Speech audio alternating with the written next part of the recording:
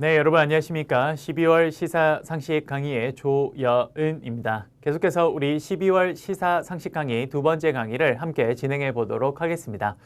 우리 두 번째 강의의 첫 번째 주제는요. 사회환경 분야네요. 한번 볼게요. 2050년 인구 역피라미드 재앙 예고했다라는 내용입니다. 한번 볼게요. 2050년 인구 재앙이 덮친다는 소식이 전해졌다. 저출산 고령사회위원회가 최근 문재인 대통령에게 보고한 2050년 한국 인구 피라미드 자료에 따르면 2050년 65세 이상 노인이 인구의 39.8% 그리고 14세 이하 유소년은 8.9%를 차지하게 될 전망이라고 보고했다라는 내용입니다. 사실 여러분도 이제 잘 아시죠? 대한민국은 지금 인구가 급격하게 줄어들고 있습니다. 제가 알기로는요, OECD 가입 국가 중에 가장 저출산율을 기록하고 있는 국가라고 제가 알고 있습니다. 그만큼 지금 한국의 출산율은 아주 심각한 문제가 되고 있고요. 그리고 이러한 저출산 때문에 우리나라의 인구 구조가 지금 우리 기사에서 보는 것처럼 역피라미드 구조가 될 거라고 많은 사람들이 걱정을 하고 있습니다. 여러분도 지금 주변을 사실 둘러보면요. 우리나라에 지금 출산율이 급격히 줄어들고 있다는 걸 잘 알고 있을 거예요. 참고로 쌤 같은 경우는 이제 회사 생활을 했고, 이제 쌤도 이제 그렇죠. 이제 나이가 좀 있다 보니까 그러다 보니까 주변에 결혼한 친구들이 좀 많이 있습니다. 회사 다닐 때 회사 동료들도 있고요. 그리고 제 친구들도 결혼을 많이 했는데요.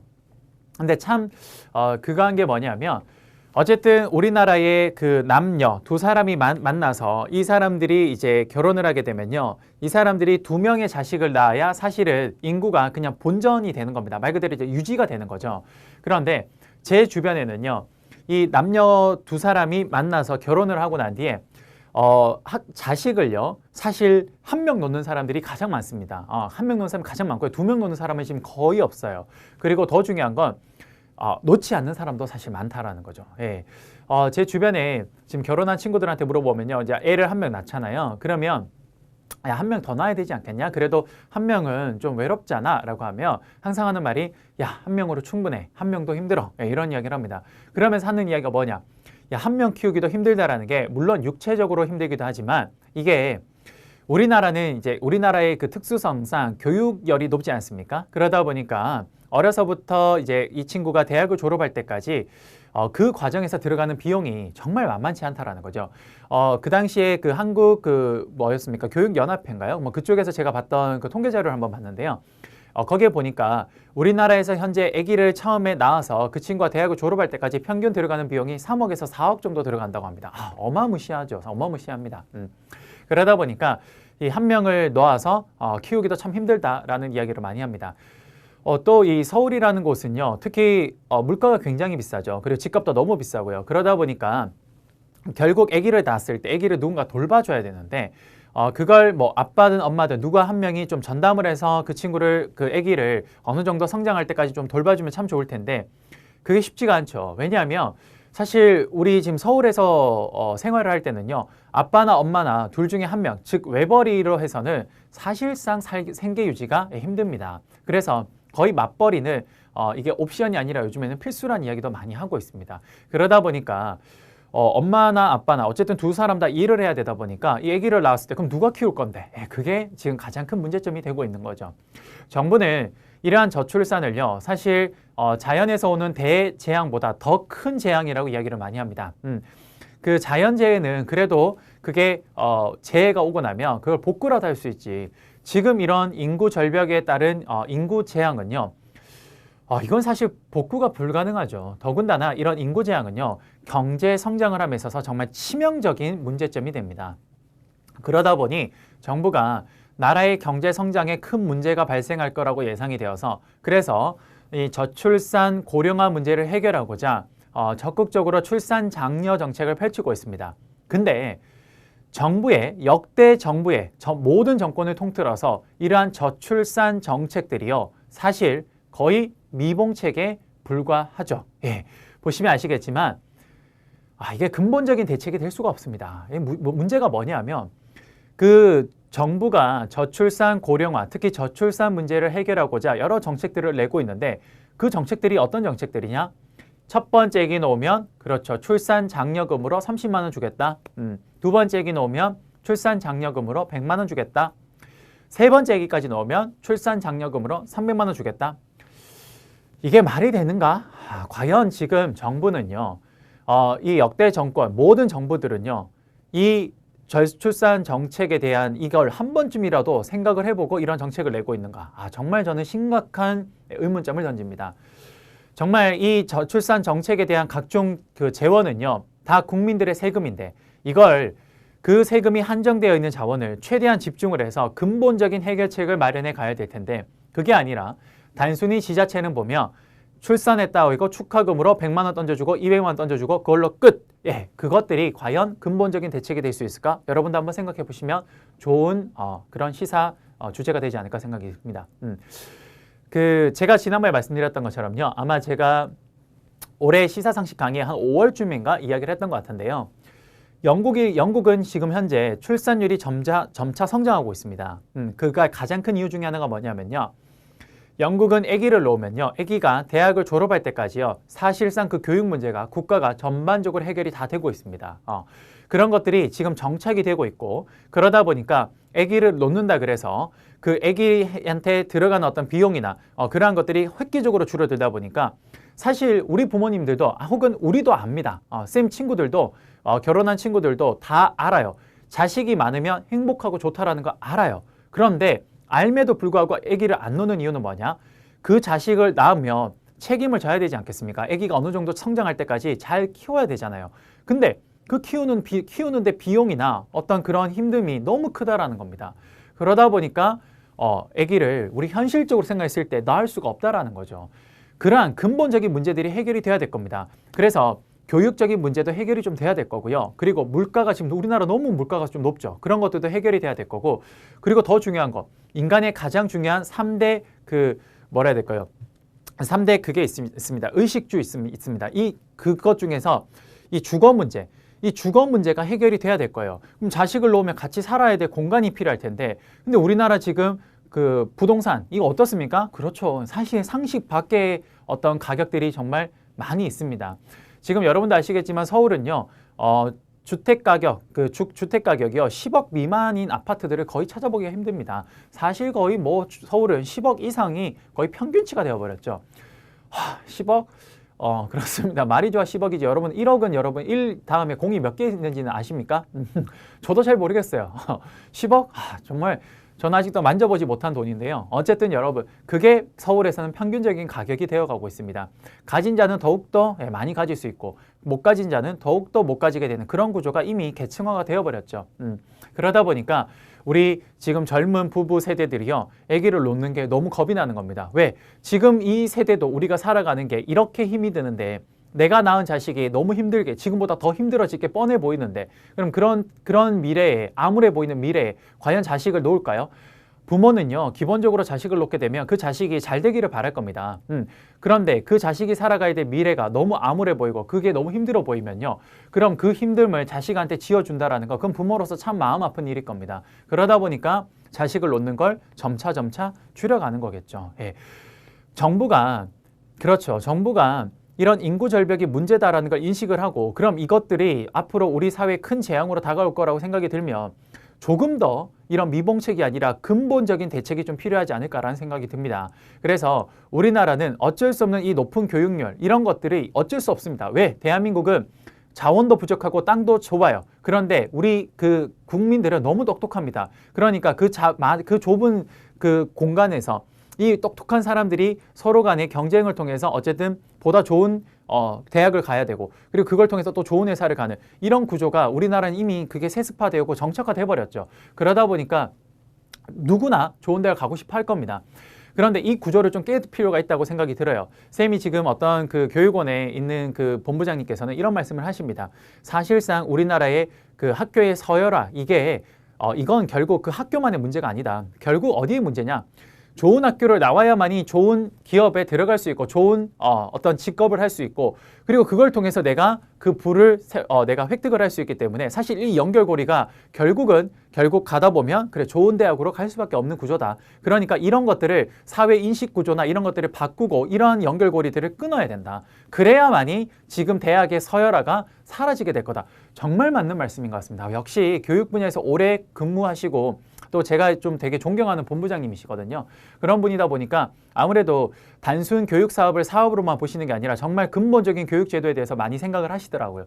근데 정말 이게 맞는 것 같습니다. 대한민국의 대학 서열화는요, 단순히 명문대학이 좋고 이런 게 아니라 사실 그 명문대학을 중심으로 발전해 가는 과정이 연결고리에서 이러한 것들이 끊을래야 끊을 수 없는 끈끈한 연결이 고리가 있다 보니까 결국 대한민국의 대학 서열화가 굉장히 중요할 수밖에 없는 구조입니다. 그래서 이러한 것들이 좀 끊어져야 될 텐데 이러한 것들을 근본적인 것들을 개혁하는 방향으로 정부가 좀 봐야 되지 않을까라는 생각이 듭니다. 단순 교육 개혁에 대한 문제뿐만 아니라 이걸 통해서 결국 이 교육 대학의 서열화가 좀 어느 정도 완화가 되면요. 그럼 결국 부모들 입장에서도 아기를 낳았을 때 이런 교육에 대한 사교육에 대한 비용 지출이 획기적으로 줄어드는 이런 연결고리가 쭉 될 겁니다. 그럼 교육비에 대한 부담감이 확 줄어들게 되면요. 그렇죠. 그러면 아기를 좀 더 놓을 수 있는 그런 환경이 조성이 되는 겁니다. 근데 이러한 것들에 대한 근본적인 해결책은 없고 단순히 아기를 놓으면 100만 원 주겠다, 200만 원 주겠다. 그건 너무나 그렇죠. 이건 정말 미봉책에 불과합니다. 이러한 것들을 좀 근본적 개혁이 잘 이루어져야 이 우리나라의 근본적 구조개혁이 잘 선행이 될 겁니다. 그럼 선순환이 되겠죠. 그런 것들이 너무 중요하지 않을까라는 생각이 듭니다. 됐습니다. 그래요. 이렇게 해서 첫 번째 제가 인구 역피라미드 재앙 예고에 대해서 잠깐 설명을 드렸습니다. 계속해서 두 번째 우리 사회환경 분야 한번 보도록 하겠습니다.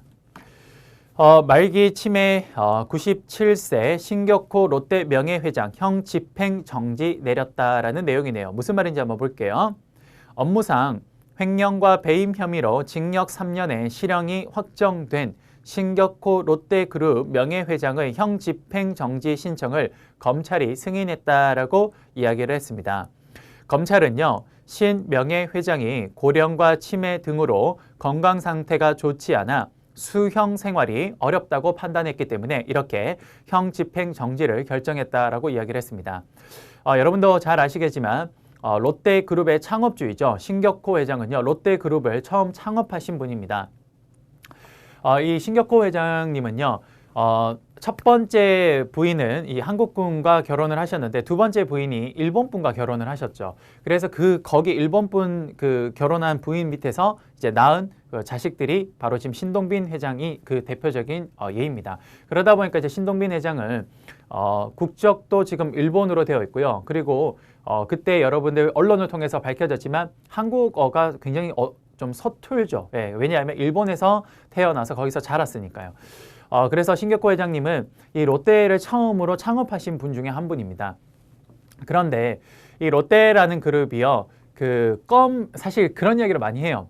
증권가에서는 그런 이야기를 많이 하는데 신격호 회장님은 껌을 통해서 껌이라는 그 제품을 통해 음식을 통해서 이 제품을 통해서 이 큰 그룹을 만들었다라고 이야기를 합니다. 그래서 신격호 회장님은 그 껌 협회 회장으로 역임도 하시긴 했었습니다.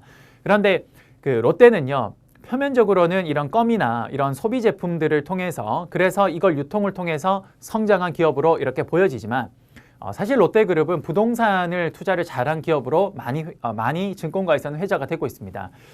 왜냐하면 사실 유통사업이라는 게요. 결국은 이 부동산 사업과 직결이 되거든요. 왜냐하면 유통은 말 그대로 뭡니까?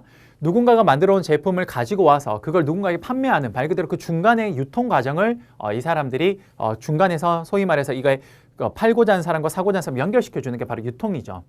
그러려면 결국 유통은요. 그래요. 아주 목이 좋은 유동인구가 많은 그런 곳에 입지를 해야 그래야 이게 잘 성장이 되고 판매가 될 겁니다. 그러다 보니까 유통업을 하시는 분들은요. 대체적으로 부동산을 보는 눈이 아주 뛰어나세요. 예. 그런데 증권가에서는 어떤 말을 많이 하냐. 신격호 회장님의 명예회장님의 이 부동산을 보는 눈은요. 귀신보다 낫다라고 이야기를 많이 합니다. 예. 그 정도로 그 부동산을 보는 눈이 탁월했다라고 이야기를 해요. 그래서 현재 여러분들 지금 이제는 롯데 월드타워가 세워진 거기 석촌호수 옆에 그 부지 있죠. 예. 거기를 사실 신격호 회장님이 아주 오래 예전에 거기를 샀습니다. 거기를 샀고 거기가 굉장히 시간이 지나면 엄청난 부가가치를 그 부동산이 창출할 거라는 걸 아주 그 옛날부터 그걸 눈여겨 보셨나 봐요. 예. 그래서 그 땅을요, 예전에 이제 사가지고 이제 거기에 이제 뭔가를 짓고 싶은데 이제 정부가 허가가 안 났죠. 왜냐하면 거기 이제 주변에 그 비행장이 있는데 공군 비행장이 있는데 공군이 이제 비행기를 쫙 떠가지고 이렇게 쫙 출동을 해야 되는데 그때 거기에 높은 건물이 있으면 이 비행을 하는 데 있어서 엄청난 방해가 된다 그래서 정부가 허가를 안 해줬습니다. 예, 그러다가 그 이명박 정부 때 이것들을 허가해 주면서 그러면서 그 땅에다가 지은 게 뭐냐? 예, 롯데 월드타워입니다. 예, 그렇게 해서 이제 지금 우리나라에 어찌 보면 랜드마크처럼 지금 역할을 하고 있죠. 예, 그걸 오래 전부터 그걸 이제 눈으로 본인의 뛰어난 부동산을 보는 감각으로 그걸 예견을 하신 것 같아요. 그래서 그 땅을 정말 수십 년간 이렇게 뭐 제가 알기로는 거기를 창고로 쓴 걸로 알고 있거든요. 그 잠실의 그 금싸라기 땅에 거기를 창고로 쓰셨다고 하더라고요. 웬만한 사람이면 그걸 그냥 팔았겠죠. 근데 그거를 잘 될 거라고 보고 결국에 거기에다가 그런 롯데월드타워를 세워서 기가 막힌 부동산을 투자가 됐던 거죠. 그래서 신격호 회장님은 이 부동산 투자를 통해서 이 그룹을 일으켰다라고 많은 이야기를 합니다. 롯데는 현재 우리 유통업이라는 것들이 보면 대체적으로 롯데마트 같은 것들이 거의 지금 우리나라 땅에 요지에 굉장히 그 마트들이 그랬습니다. 이렇게 점거를 하고 있어요. 그러다 보니까 그 마트에서 팔리는 유통업에 관련된 그 부분도 굉장히 돈으로 많이 수익을 얻고 있지만 사실 롯데는요. 그 부동산 가치 가격이 롯데 전체 자산의 엄청난 비중을 차지하고 있습니다. 그래서 이 부분을 통해서 그룹이 엄청난 성장을 하고 있죠. 신격호 회장님은 한국뿐만 아니라 일본에서도 이 기가 막힌 부동산을 보는 눈으로 지금 잘 거기서 많이 성장을 하고 있습니다. 됐습니다. 이렇게 해서 두 번째 사회환경 분야의 말기 치매 97세 신격호 롯데 명예회장 형 집행 정지에 대해서 함께 봤습니다. 여기서 하나만 좀 더 볼게요. 검찰이 하는 형 집행 정지가 뭔지를 잠깐만 좀 볼까 합니다. 자, 형 집행 정지는요. 형사소송법 제471조에 의해서 이럴 때만 가능합니다. 뭐냐면요. 인도적인 차원에서 볼 때 수용자에게 형의 집행을 계속하는 것이 가혹하다라고 보여지는 일정한 사유가 있을 때 검사의 지휘에 의하여 형의 집행을 정지할 수 있는 그런 제도입니다. 그럼 그 사람에게 형을 계속 집행하는 것이 가혹하게 보여지는 일정한 사유에 해당되는 게 뭐냐 이겁니다. 일단 첫 번째, 현저히 건강을 해하거나 혹은 두 번째, 생명을 보존할 수 없을 생명을 도저히 연명할 수 있는 그런 상황이 안 된다고 보여질 때, 그럴 때 형 집행을 정지할 수 있는 걸 신청할 수 있습니다. 지금 신격호 명예회장님의 상태가 지금 그렇다라고 판단을 해서 그래서 형 집행 정지를 검찰이 승인한 거죠. 그게 바로 형 집행 정지입니다.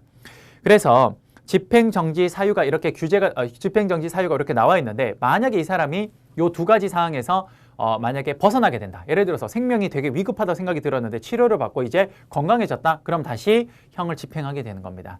그게 바로 형 집행정지예요. 됐습니다. 이렇게 해서 사회환경 분야의 두 번째 우리 기사까지 함께 봤습니다. 다음은요. 국제 외교 분야 함께 좀 보도록 하겠습니다. 볼게요. 정부 WTO 개도국 지위 포기했다. 농민들 한숨을 쉬었다라는 내용이네요. 무슨 내용인지 한번 볼게요. 정부는 앞으로 세계무역기구 WTO에서 협상에서 개발도상국으로서의 특혜를 주장하지 않기로 했다라고 했습니다.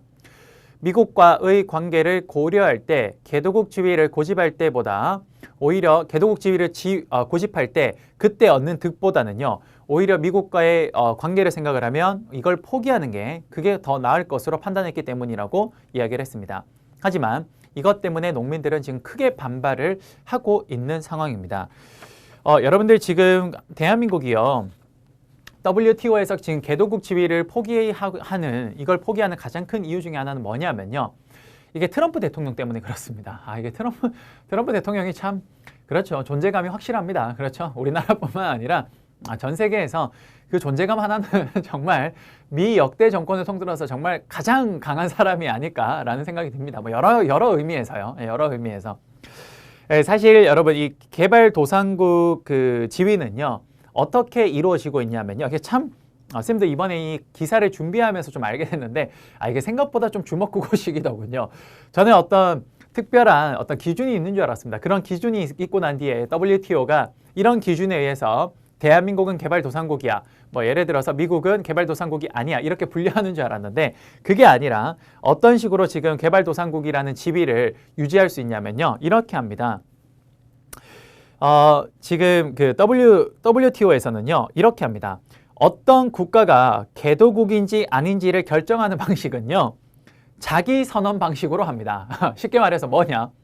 우리가 WTO에서 자, 예를 들어서 한국이에요. 한국이 WTO에 가서요. 이렇게 얘기를 합니다. 우리는 개발도상국입니다. 라고 자기 선언을 하면요. 그런 개발도상국이 되는 거예요. 근데 만약에 와서 우리는 개발도상국이 아닙니다. 라고 하면요. 그럼 개발도상국이 아닌 겁니다. 이렇게 어떤 기준이 있는 게 아니라 자기 선언에 의해서 양심껏 하라는 겁니다. 그래서 너희가 생각했을 때 우리는 개발도상국이야. 그러면 너희 개발도상국으로 인정해 줄게. 그럼 거기에 해당되는 혜택을 받을 수 있는 겁니다. 그게 바로 지금 현재 WTO에서 개도국 지위를 유지하는 방식입니다. 그런데 중요한 건 뭐냐? 현재 아직까지도 WTO에서는 개도국 지위를 자기 선언 방식으로 그대로 유지를 하고 있습니다. 그런데 이게 지금 대한민국이 왜 우리가 그 WTO에 더 이상 대한민국은 개도국이 아닙니다라고 선언했냐면요. 이 과정에서 트럼프가 이런 이야기를 합니다. 트럼프 대통령이요. 이 한국 같은 나라는요. 개도국이 내가 봤을 때 절대 아님에도 불구하고 계속 개도국 지위라고 자기 선언을 통해서 이득을 보고 있다. 특히 농산물 이런 분야에서 엄청난 개도국으로서 이득을 보고 있다. 이거 불합리하다. 그래서 트럼프 대통령이 뭐라 그러냐? 내가 이 지금 WTO에서 자기 선언 방식으로 개도국 지위를 유지하는 거 이거 너무 불합리하니까 내가 그 기준을 알려주마라고 하면서 트럼프 대통령이 개도국 지위가 그러니까 너희가 지금 스스로 자기 선언을 통해서 우리가 개도국입니다라고 하지만 절대 너희는 개도국이라고 할 수 없어라고 하는 그 4가지 기준을 이야기를 합니다. 그게 뭐냐? 첫 번째가 이겁니다. 현재 OECD 회원국이거나 가입 절차를 밟고 있는 국가는요. 더 이상 개도국이 아니라고 이야기를 합니다. 참고로 여러분 아시겠지만 대한민국은 OECD 가입국이죠. 그러니까 일단 첫 번째 대한민국 해당이 됩니다. 트럼프 대통령은 OECD 가입 국가가 어떻게 개도국이야? 그건 선진국만 가입하는 거야. 그러니까 OECD 가입 국가는 절대 개도국이라고 하면 안 돼! 라고 기준을 첫 번째 알려줄 거예요. 그래서 대한민국 여기 해당됩니다. 두 번째, G20 국가, 주요 20개 국가 있죠. G20 국가도 개도국이 아니라고 이야기를 합니다. 그렇죠. 사실 맞는 말이긴 합니다. 대한민국도 G20에 포함이 되어 있죠. 대한민국도 예전에 언제였죠? 2008년인가 2007년인가요? 뭐 그때쯤에 대한민국도 G20 그 개최를 그 서밋 그 개최를 대한민국에서 한번 열었죠. 그때 이명박 대통령의 주재하에서 대한민국이 G20 그 회의를 대한민국의 의장 국가가 되어서 한번 오픈을 했습니다. 그러니까 대한민국 G20에 가입되어 있는 국가죠. 그러니까 여기에 또 대한민국이 해당이 됩니다. 두 번째 기준에도 대한민국이 해당이 돼요. 그 다음에 세 번째, 세계은행에서 고소득 국가로 분류한 국가입니다. 참 아이러니하게도 대한민국도 여기에 또 해당이 돼요. 네. 트럼프 대통령은 세계은행에서 고소득 국가로 분류한 국가들도 더 이상 개도국이 아니라고 기준을 이야기했습니다. 근데 대한민국 여기 또 해당이 돼요. 지금 세 번째 기준까지 다 대한민국에 해당이 돼요. 그 다음 네 번째가 세계 상품 무역 비중이 0.5% 이상인 국가. 참 아이러니하게 대한민국이 여기에도 해당이 됩니다. 그러다 보니까 트럼프가 이야기한 총 4가지 기준에 대한민국은 다 부합합니다. 그러다 보니까 한국은 사실상 거의 빼도 박도 못하는 정말 개도국 지위를 이제 포기해야 되는 상황이 됐던 겁니다. 그런데 사실 세계 현재 WTO의 법제화에 의해서는요. 한국의 이러한 자기 선언을 통해서 우리 개도국이야 라고 이야기를 하면서 계속 그 개도국 지위를 특히 농산물이죠. 이게 제일 중요해 농산물 때문에 그렇습니다. 농산물 품목에 대해서 개도국 지위를 계속 유지하는 건 가능합니다. 법리적으로는 가능해요. 그런데 만약 그렇게 계속 한국이 계속 유지를 하면요. 그래요. 트럼프가 뭐라 그랬냐. 야, 내가 봤을 때 한국 너희는 이 4가지 기준에 다 부합하기 때문에 너희는 빼도 박도 못하는 개도국이 아닌 국가인데 그런데 계속 개도국 지위를 유지하겠다? 그럼 어떻게 하려고 하냐면 트럼프가 거기에 고관세를 유지하겠다는 겁니다. 예를 들어서 한국의 대표적인 대미 무역계 그 수출 품목의 효자 품목 중에 하나인 철강 같은 거 있죠. 그런 것들을 엄청나게 세금을 때리겠다고 하는 겁니다. 그러니까 이제 한국이 득실을 따져보는 거죠. 만약 우리가 WTO에서 자기 선언을 통해서 개도국 지위를 계속 유지했을 때 농산물, 특히 그게 농산물 품목과 관련된 건데 이걸 통해서 개도국 지위를 계속 유지해서 거기에서 들어오는 득보다 우리가 만약 이걸 유지해가지고 거기 트럼프가 철강 같은 관세를 고관세를 때려서 얻는 실이 얻는 것 그 경중을 따져보면 이 지금 실이 더 크다라는 거죠. 그래서 이제 한국에서 정부가 이걸 이제 좀 포기하고 이쪽으로 가겠다라고 생각을 해서 이런 노선을 찾게 된 겁니다. 이해되십니까? 그래요. 이 지금 한국이 개도국 지위를 포기하겠다라고 선언한 거는 그 뒤에는 이러한 큰 비하인드 스토리가 좀 숨겨져 있었다라는 거죠. 이해되십니까? 그래서 이번에 한국이 이 WTO에서 개도국의 어떤 지위를 이제 자기 선언을 통해서 우리는 더 이상 개도국이 아닙니다라고 이제 이야기를 해서 이제 더 이상 이 지위에서 얻는 혜택을 포기하기로 한 겁니다.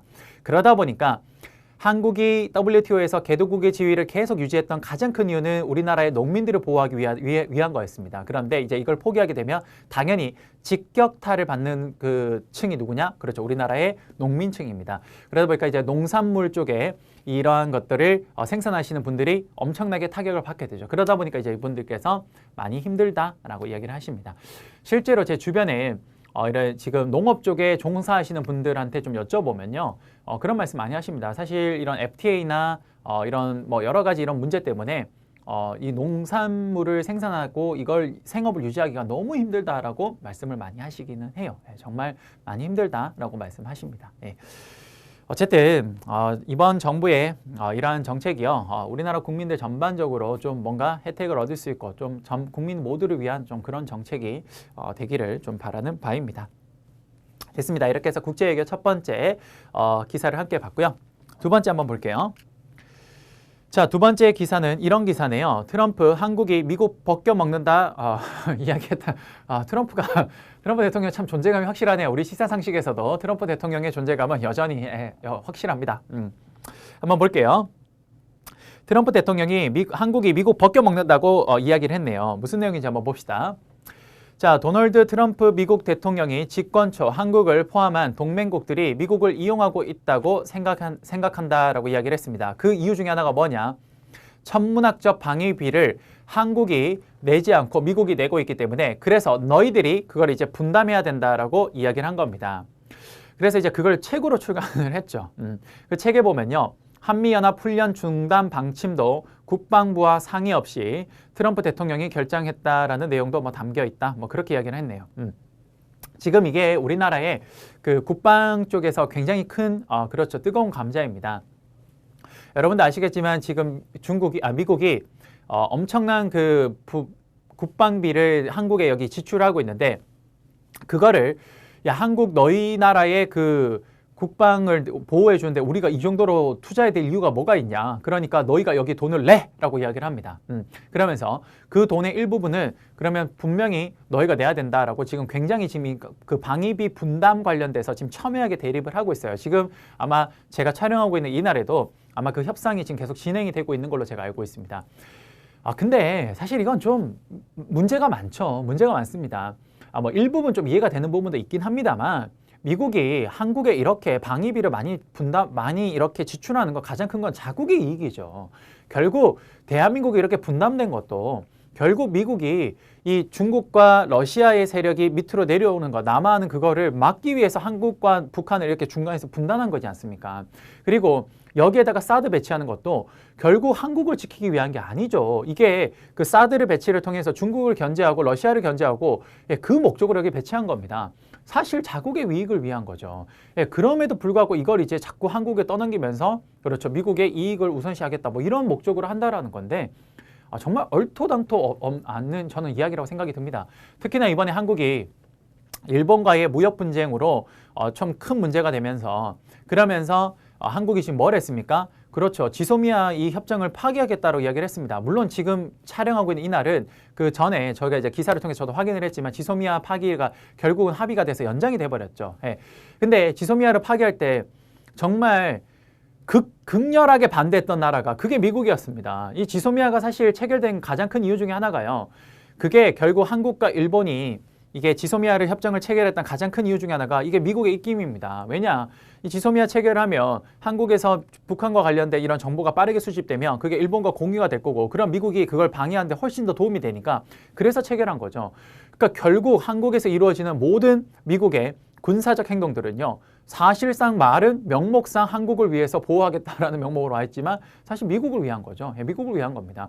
미국에게 있어서 자신들의 마지막 최전선이 어디냐? 그게 한반도의 남한입니다. 그렇게 생각을 하는 거죠. 그런데 그럼 그렇게 자신들의 이익을 위해서 하는 것에도 불구하고 그걸 한국을 위한다라는 명목으로 표면상 그런 목적으로 방위비를 분담해라. 저는 얼토당토하는 이야기라고 생각이 듭니다. 참 그게 그래요.